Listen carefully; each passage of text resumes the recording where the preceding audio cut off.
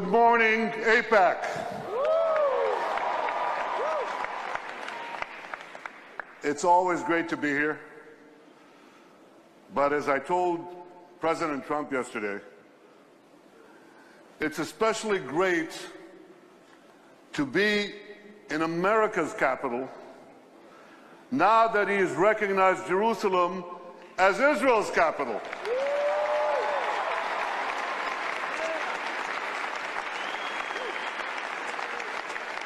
Thank you, President Trump, for that historic decision.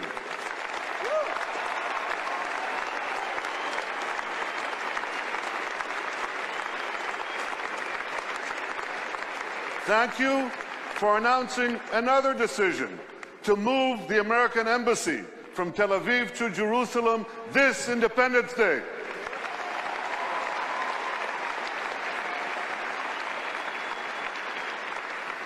And the first ambassador to have the honor of working from that embassy in Jerusalem is a great American ambassador, David Friedman.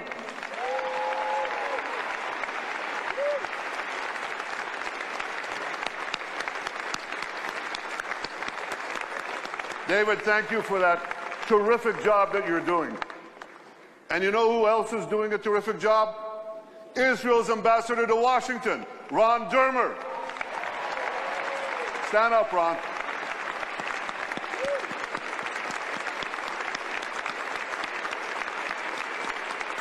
Thank you for the terrific job you're doing. I want to thank Mort Friedman, Lillian Pincus. Lillian, you don't have to remind them how far back we go together. Howard Core, AIPAC's nuclear core. Everyone at AIPAC, I want to thank all of you for the work you're doing to strengthen the remarkable alliance between our two countries. Thank you.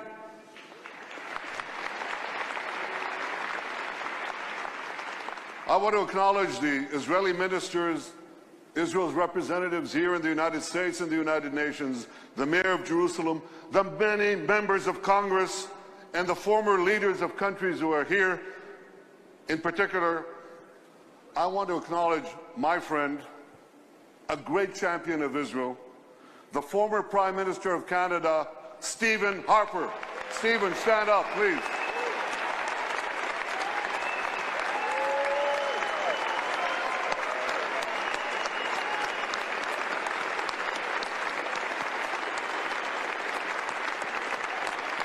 Stephen, we never forget our friends, and you were a tremendous friend, and still are.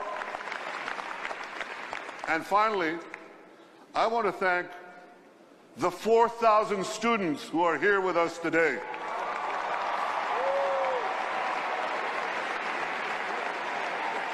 "4,000 students. Thank you for cutting class to be here. So if any of you needs a note, you can see me later. There's a line forming outside. Now, what I can see is this. Well, it's dark, but I can see something. I can see that the audience in this hall each year is getting bigger and bigger and bigger.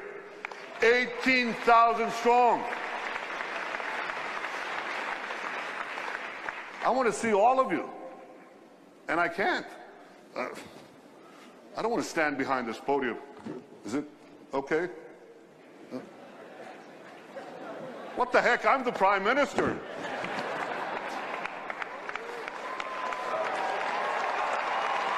Thank you. Right. Yeah. Great. Good to see you. Thank you. I'll get there too, don't worry. Great to see you.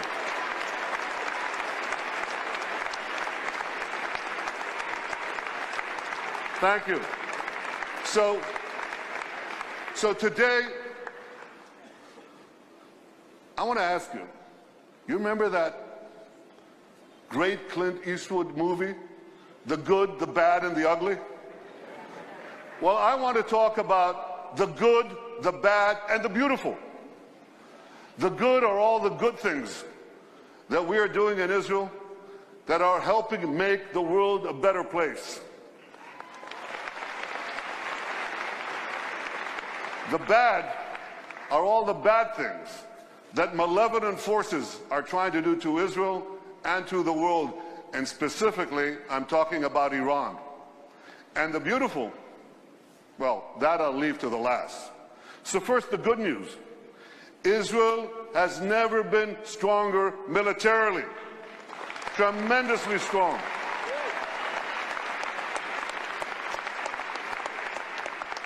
That's an F-35 fighter plane, the most advanced in the world. That's an Iron Dome interceptor and many other systems that we developed with the help of America. Thank you, America. Thank you, successive American presidents.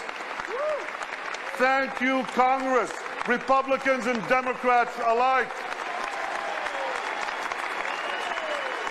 Thank you, AIPAC, for helping bring this about. You're terrific.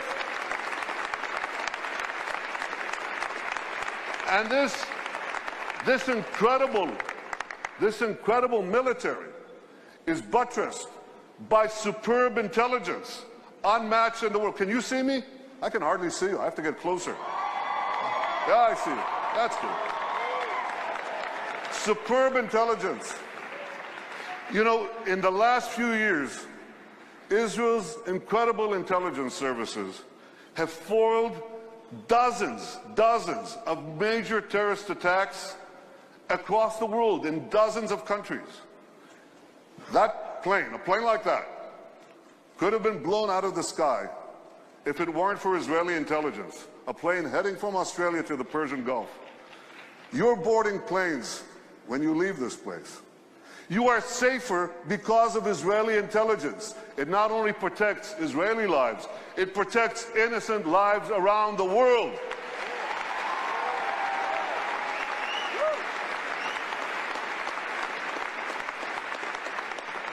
And we're able to do all this because of the extraordinary soldiers of the Israel Defense Forces, men and women.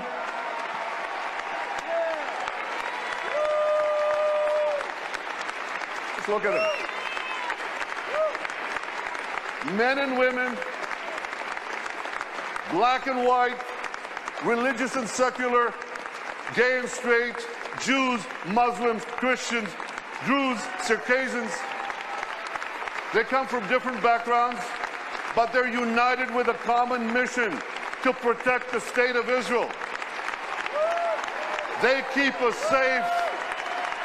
They make us proud.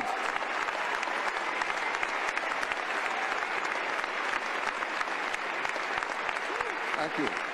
Now I know there are quite a few veterans of the Israeli army here, so I want you to stand up. I want you to be recognized. Stand up. Stand up.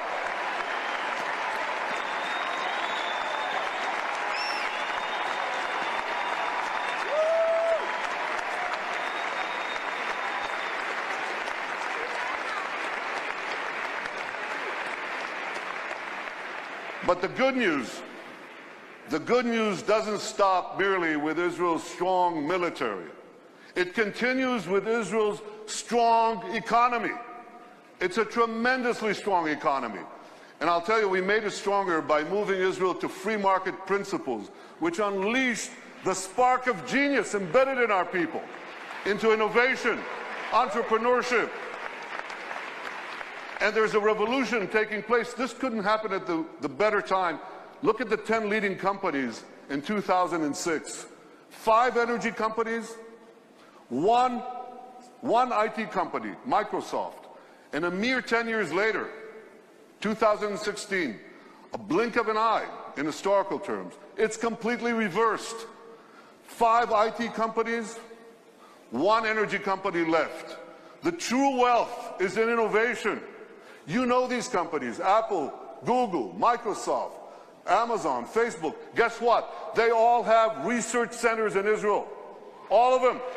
Major research centers. And they're not alone. There are hundreds more. And there's a reason. Something is going on. It's a great change. It's, you want to hear jargon? It's one sentence. This is a terrible sentence, but I have no other way to say it. It's the confluence of big data, connectivity, and artificial intelligence. Okay? Did you get that? You know what that does? It revolutionizes old industries, and it creates entirely new industries. So here's an old industry that Israel was always great in, agriculture. We're always good in agriculture. But now we have precision agriculture. You know what that is? See that drone in the sky? He's connected to a big database. And there are sensors in the field. And in the field, there's drip irrigation and drip fertilization. And now we can target, with this technology, the water that we give, the fertilizer that we give, down to the individual plant that needs it. That's precision agriculture. That's Israel.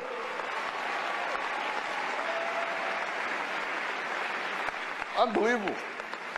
You know, we were always good in water. I want you to see how good we are. So we recycle almost 90% of our wastewater. The next country with less than 20% is Spain. You can see how Israel, what it does for water, what it does for the environment. So when you take these two things, agriculture and water, and the other technologies that we apply in both, we can change the world. We are. We are. I just heard about an African woman in Africa has to walk 8 hours a day to give water to her children. 4 hours one way to a well, 4 hours back. And a young Israeli company brought in this technology that improves on Moses. Remember Moses? He brought water from a rock. They bring water from thin air. They bring water to Africa, to millions of people in Africa. Israeli technology. And I was just recently in India. That's my friend, Prime Minister Narendra Modi. Great friend. I'm showing him cherry tomatoes. This is in Gujarat, India. This is Israeli technology. And what I heard there was fantastic. Farmers came from the region. There's an experimental farm there and a place where Israel gives technology know-how to Indian farmers. 65% of India's population are farmers. And one farmer after the other gets up and says, because of Israeli technology, I've increased my crop yields and my income 3 times, 4 times, 5 times. Israel is changing the world in India, in Asia, in Africa, in Latin America, everywhere. These are the old industries. Now they're new industries. Israel is literally, how can I say this? Israel is literally driving the world. I'm talking about autonomous vehicles. Israel is a world leader in autonomous vehicles. 500 tech companies that sprang out almost instantaneously. And one of them, Mobileye, up there on the left, was just sold to Intel for the paltry sum of $15 billion. But the interesting thing is that Intel said to them, here are the keys to our 30 worldwide autonomous vehicle businesses. You run it. Israeli technology is driving the world. And one last industry, there are many more, but one more that you're all familiar with. You have bank accounts? You should. Okay. Well, you don't want anyone hacking into them, right? Or into your cars, or into the planes you ride. You need cyber security. Everybody needs cyber. Israel has become a world leader in cyber security. Look at how much they invest in the hundreds of Israeli startup companies. Tremendous companies. But here's another factor that you should know. Israel's population is how much? Who knows? Class? 8 million. It's closer to 9, but it's about between 8 and 9 million. That's correct. And what percentage of that is of the world's population? Oh, come on. It's 1/10 of 1%. So what percentage do we get of the world global investment in cybersecurity, in private investment in cybersecurity? We're 1/10% of the world's population, and we get a whopping 20% of global private investment in cyber. We're punching 200 times above our weight. Not 2 times, not 10 times, not 100 times, 200 times above our weight. That's one heck of a punch. Very strong. Now here's how the dots connect. Because we have this tremendous capacity for security and intelligence, and because we have this tremendous capacity for civilian technology, for making the lives of people richer, safer, more productive, many countries are coming to Israel because they want to share with us these benefits. And that creates the third great change, which is a flourishing of Israel's diplomatic relations around the world. You know, when I joined the Foreign Service 105 years ago, as the DCM to this city, Washington, the #2 in our embassy, I think we had about 80 or 90 countries with whom we had diplomatic relations. Now the number is 160, and there are very few countries left. By the way, what are we doing with Greenland?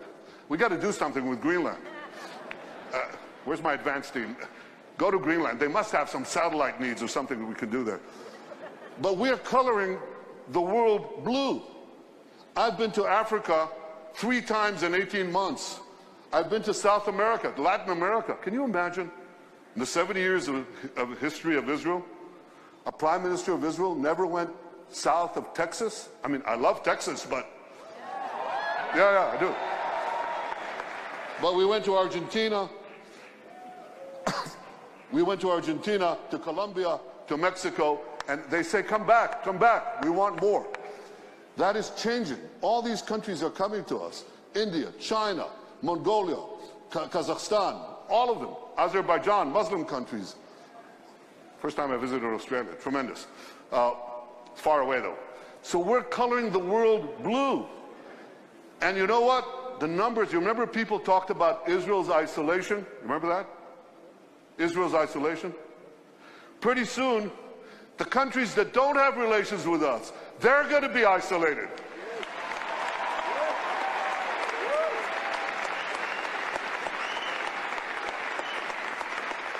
There are those who talk about boycotting Israel.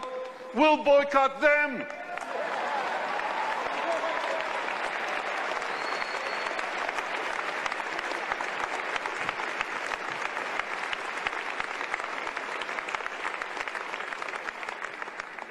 So, the good news is very good, and it's getting better. The bad news, and that's the bad news, is that bad things are getting worse, and they're very bad. And when I talk about that, we have to deal with this challenge. And I'm thinking specifically, what do we do about Iran? The force behind so much of what is bad is this radical tyranny in Tehran. If I have a message for you today, it's a very simple one. We must stop Iran. We will stop Iran.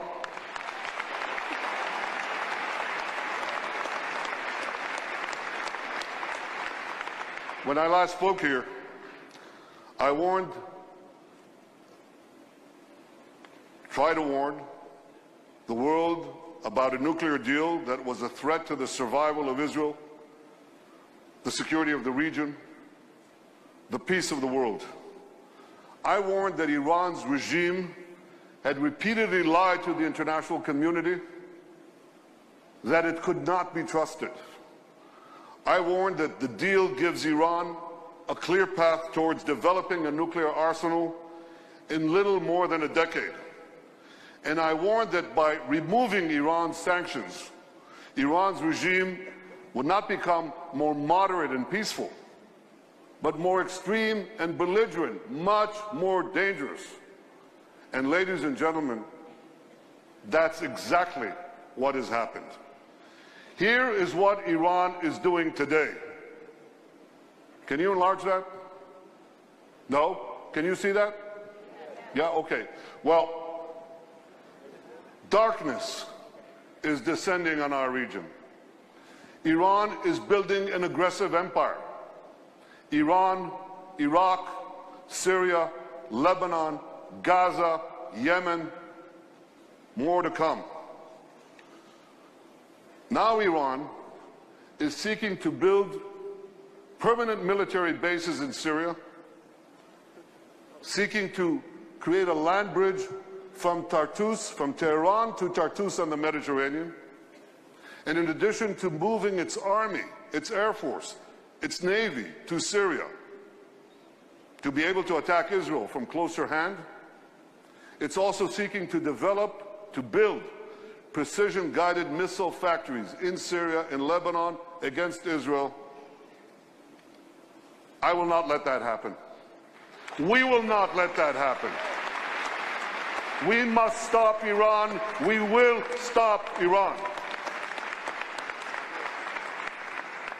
Last week we read in the book of Esther about an earlier Persian attempt to exterminate our people. They failed then, they'll fail now.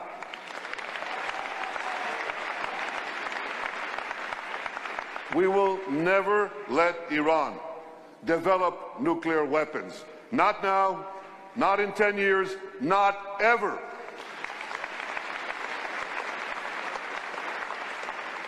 President Trump has made it clear that his administration will not accept Iran's aggression in the region.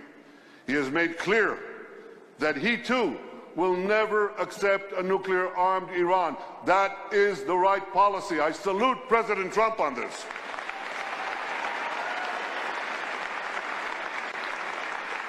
And the President has also made it clear that if the fatal flaws of the nuclear deal are not fixed, he will walk away from the deal and restore sanctions.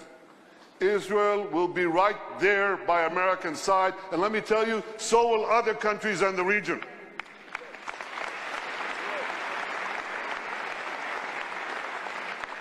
As we counter Iran's aggression, we should always remember the brave people of Iran, their suffering, their hopes, their courage. Women are jailed for removing their hijabs. Students are tortured and shot for advocating freedom. We stand with those in Iran who stand for freedom.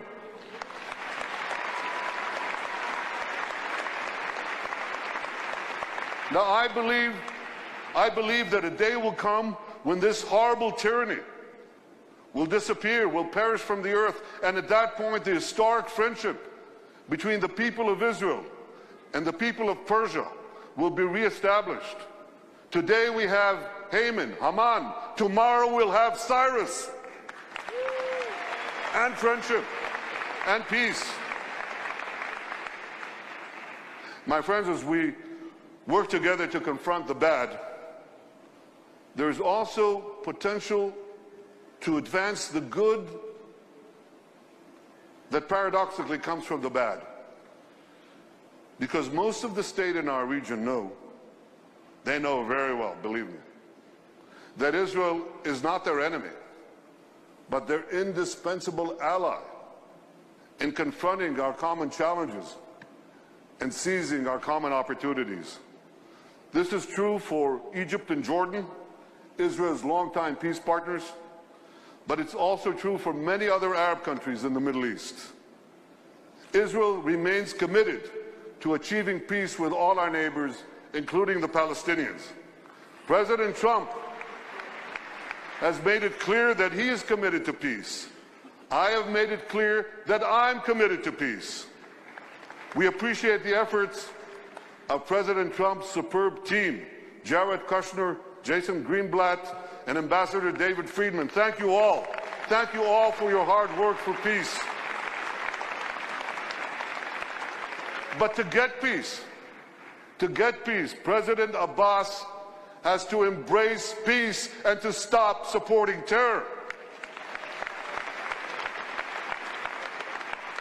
Raise your hands high if you agree with me that President Abbas should stop paying terrorists who murder Jews.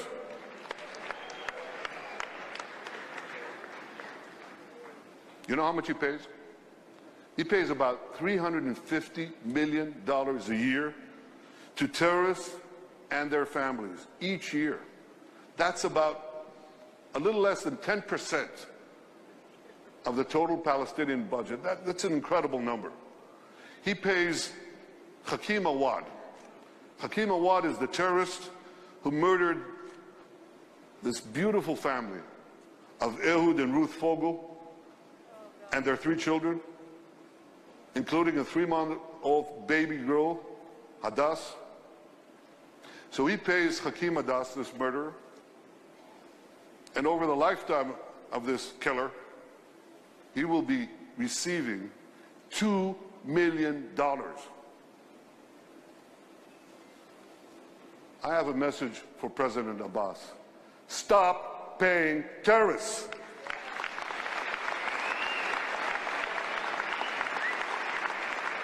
Because what message does this send to Palestinian children? It says, murder Jews and get rich. And I believe President Abbas should find better use for this money to build roads, schools, hospitals, factories. Build life. Don't pay death. Invest in life. Invest in peace. Israel hopes that the passage of the Taylor Force Act will make clear to President Abbas that America has zero tolerance for terror.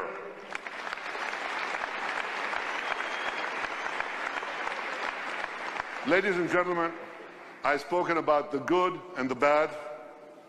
There's plenty of both.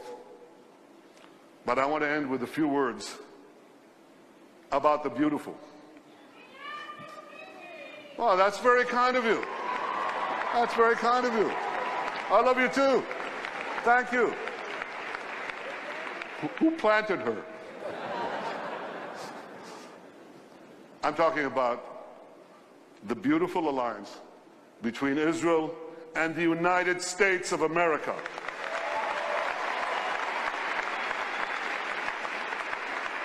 I'm talking about the beautiful alliance that has brought all of you here to Washington, the beautiful alliance that you work day in and day out to make stronger and to make better.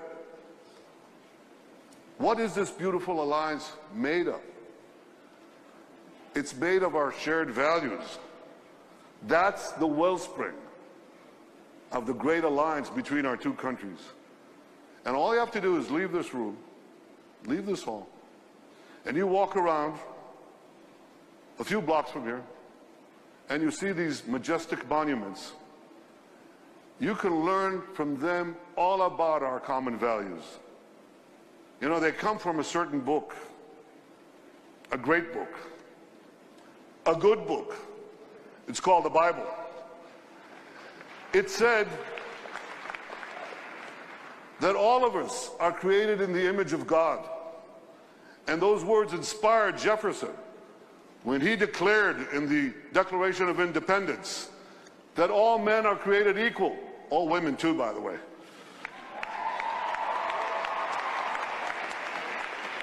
And that book inspired Abraham Lincoln in the darkest days of America's Civil War. He found inspiration in the words of our greatest king, King David, when he said that the wounds of a divided America would heal, and the judgments of the Lord are true and righteous. Just as the stirring words of the prophet Amos inspired the great Martin Luther King when he stood before the Lincoln Memorial and promised to carry on his struggle until justice runs down like water and righteousness like a mighty stream. These values are an inseparable part of America's story. They're an inseparable part of Israel's story. And today, together, we are writing a new chapter in our common story, a story of freedom, of justice, of peace, of hope. And it is because we're inspired by the same ideas, because we're animated by the same values, that America and Israel have forged an internal bond that can never, ever be broken. Thank you, AIPAC. God bless Israel, God bless America, and God bless the Israel-America alliance. Thank you all. Thank you.